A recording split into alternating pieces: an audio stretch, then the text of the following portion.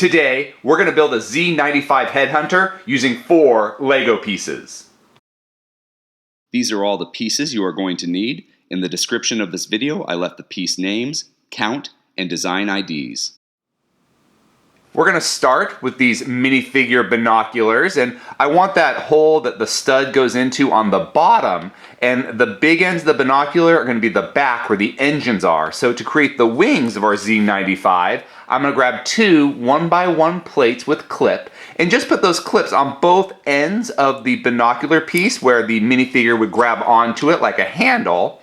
And here we've got the wings to our Z95 Headhunter. And to create the long nose cone and cockpit, I'm going to grab this mechanical claw piece, so this 1L bar with mechanical claw piece, put the mechanical claw onto the small back end of the binocular piece like this, facing forward, and we've got a completed Z95 Headhunter for clones to use in the battle against the Separatists.